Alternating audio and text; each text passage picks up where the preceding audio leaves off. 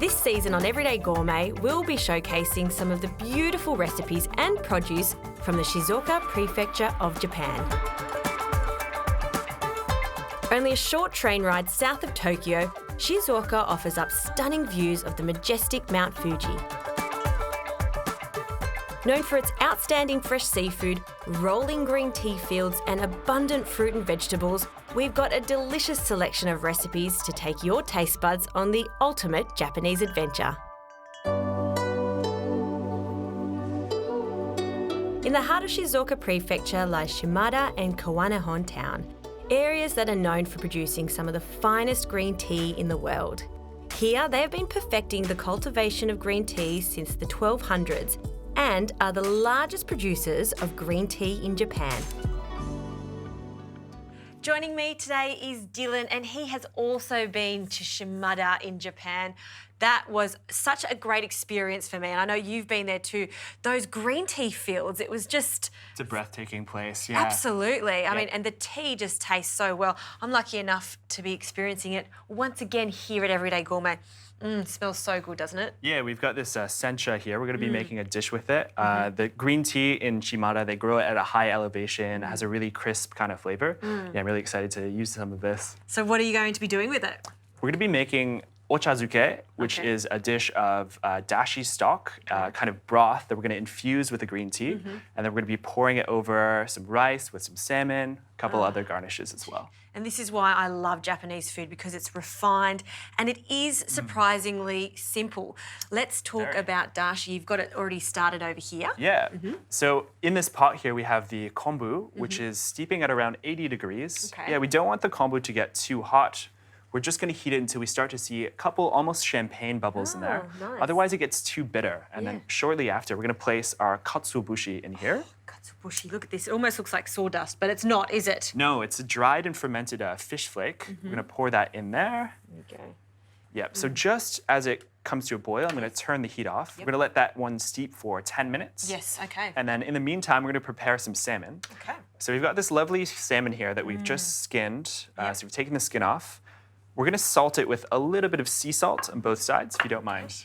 And it's just a small little piece of salmon, but it's really all you need after you serve this with the rice and the broth. It's just right. It's so refined. Definitely, yeah. It's a very subtle, kind of nuanced dish. Yes. So this one, we're going to bake in the oven, 200 degrees for about 4 to 6 minutes. Yep, love that. I'll put that in the oven. In the meantime, we're going to be cutting some of this herb here. This one is called aka shiso, which means red shiso. We're going to pick some of these leaves off the stalk. Actually, do you want to help me? Yeah, sure, I can do. And when I was in Japan, this was like the spinach of Japan. It's in everything, isn't it? It's served quite a lot, and you can find it everywhere.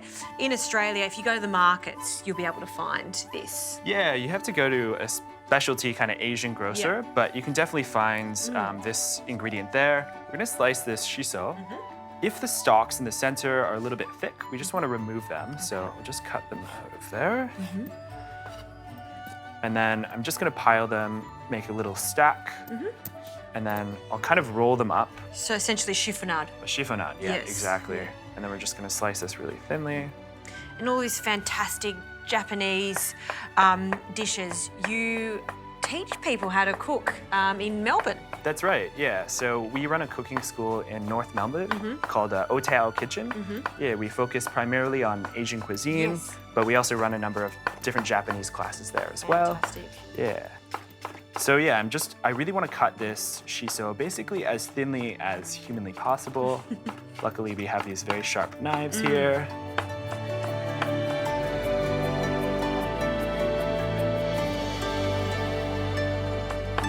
All right, so I'm just going to finish slicing this shiso. Yep. And Justine, could I get you to put the sencha, the green tea, into our teapot there? Okay, this is the cutest little teapot. I Isn't love it.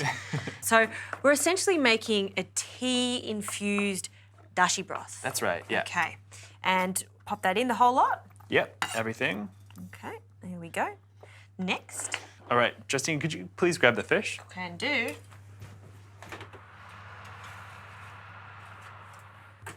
Oh, it is perfectly set. You can see that it's still slightly pink in the center. Beautiful. So our dashi stock has been steeping for about 10 minutes now. Okay. And you really don't want to be steeping this for too long. No, otherwise some of the bitterness will come out. Okay. And then we're just gonna very gently ladle the stock actually through the sieve. Okay. Yeah, as well if you disturb it too much, again, some of the bitterness starts to come out of it. So we're just gonna be very gentle. That will give us the best flavor with the dashi stock. And we want that clarity of the dashi stock too, don't we? Exactly, yeah. We don't want to disturb it. We want a nice, clear, translucent broth. See, I find sometimes I'm a little bit too aggressive in the kitchen, so I wouldn't do too well in a Japanese restaurant. Yeah, there's no rush here. Just everything at a patient pace. Very nice. Okay, so we've got our dashi stock here. Now we're gonna just lightly infuse the dashi stock with some of this beautiful sencha tea that we have here. So what I'll get you to do you wanna pour this dashi stock into the teapot there? Absolutely. And sencha as well, it kind of gets bitter if we steep it for too long. So actually this one only takes 1 minute to steep. And this is another thing. The temperature is so crucial to really getting the fragrance out of the tea.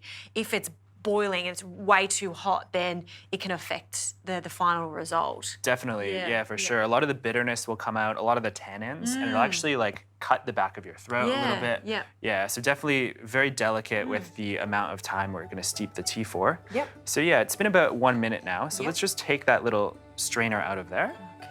And now we're gonna season it with a couple of different things. So we've got this Japanese shoyu, the soy sauce. We're gonna add in 1 teaspoon into the broth there. Okay.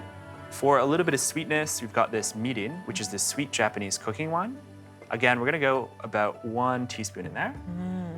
Very nice. And then just for a little bit extra salt, put in some of this Malden. Yep. All right, so we're gonna finish off this dish we've got some cooked rice here. Yep. I'm just gonna place a little mound in the center of our bowl. What we're gonna do, we're gonna take some of that salmon that was just barely cooked. Okay. We're gonna flake a little bit over the rice. Ooh, okay. And it's just so fatty. Look at that. It's so perfectly juicy in the center. Just want little bite-sized pieces. Think of something you can easily pick up with a chopstick. Okay. Yeah, that looks great. Okay. Cool, so now we're gonna garnish it with a few ingredients. So we've got these toasted sesame seeds here. Just gonna place a little sprinkle on top. That'll just give it a little bit of crunch, a little bit of nuttiness as well. All right, so we're gonna add in some of this fresh yuzu peel. Okay. Now, yuzu is grown a lot in the Shimada prefecture, in the Shimada region of Japan there. So this one, we're just gonna put a little sprinkle on top of the salmon. We're also gonna place on just a little bit of the akashiso, just a little sprinkling. We don't need a lot. It's got a pretty strong flavor. Yep. So we'll just do a little. Then we're gonna pour over top of our hot rice some of this dashi stock.